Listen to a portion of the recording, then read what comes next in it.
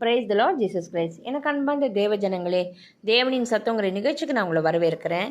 ஆண்டவருக்கு நான் மிகவும் மனதார நன்றி சொல்கிறேன். என்னோடு கூட சங்கீதத்தின் புஸ்தகம் 46வது அதிகாரம் 10வது வசனம் எடுத்துக்கோங்க. நீங்கள் அமர்ந்திருந்து நானே தேவன் என்று அறிந்து கொள்ளுங்கள். ஆமீன். இதில் வசனம் என்ன சொல்கிறதுனாக்க, நம்ம பேசாமல் இருக்கணுமா, தேவன் அந்த விஷயத்தில் யுத்தம் செய்வார். நம் தேவன் எப்படிப்பட்டவன் நம்மளும் அறிந்து கொள்ளுவோம், நம்மளோட பகைஞரும் அறிந்து கொள்ளுவாங்க. இதுக்கு செய்ய வேண்டிய காரியம் மிகவும் என்னென்னா, இந்த வசனத்தில் தேவ சமூகத்தில் நம்ம அமர்ந்திருக்கணும். வெறும்னா அக்கம் பக்கத்தில் பேசுகிறதுலையோ, இல்லை வீண் உலக காரியத்தில் அமர்ந்திருக்கிறதோ, இல்லை எந்த வேலையும் செய்யாமல் அமர்ந்திருக்கிறதோ இல்லை. நம்ம முதல்ல தேவ சமூகத்தில் அமர்ந்திருக்கணும். அவரை நாடி அவரையே நம்பி அமர்ந்திருக்கணும். நம்ம மாம்சத்தில் ஒரு போர் ஓடிக்கிட்டே இருக்கும், நம்ம சிந்தையில் ஒரு போர் ஓடிக்கிட்டே இருக்கும், நம்மளோட சரீரத்தில் ஒரு போர் ஓடிக்கிட்டே இருக்கும். அதெல்லாம் ஒடுக்கி அதை எல்லாத்தையும் அப்புறப்படுத்திட்டு தேவ சமூகத்தில் சஞ்சலமே இல்லாமல் அமர்ந்து அவர் பார்த்து கொள்ளுவார்னு அவர் பேரில் நம்பிக்கையாக இருந்து அமர்ந்து கொள்றச்சு யுத்தம் கர்த்தர் செய்வார். இங்கிலீஷில் இருக்கும், you be still and know that I am the Lord அப்படின்னு. யூ பி ஸ்டில்னாக்க, நீ எதையுமே உன் மனசில் கூட போட்டு நீ சஞ்சலத்தை படுத்திக்காத, உன்னை வேதனைப்படுத்திக்காத.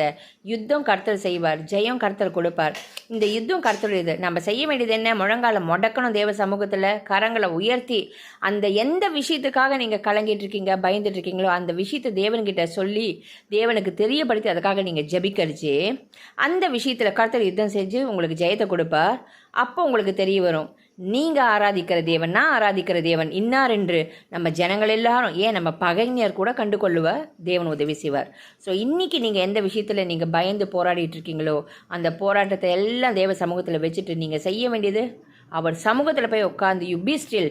எதுவுமே நீங்கள் பிளான் போடாதீங்க, இப்படி செய்யணும், அப்படி பேசணும், அந்த காரியத்தை அப்படி நடத்தணும். எந்த விஷயமா வேணால் இருக்கட்டுமே, பயமாக இருக்கலாம், எதுவாக வேணாலும் இருக்கலாம், அதை தேவ சமூகத்தில் வச்சுட்டு நீங்கள் யூ பி ஸ்டில், வேறு எதுவும் செய்யாமல் ஜெபிங்க.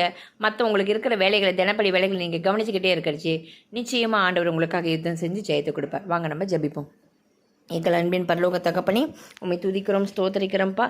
இந்த நேரத்துக்காக ஆண்டவரே, நீர் கொடுத்த பலத்தினால் ஆண்டவரே நம்ம சமூகத்துக்கு வந்திருக்கோம்.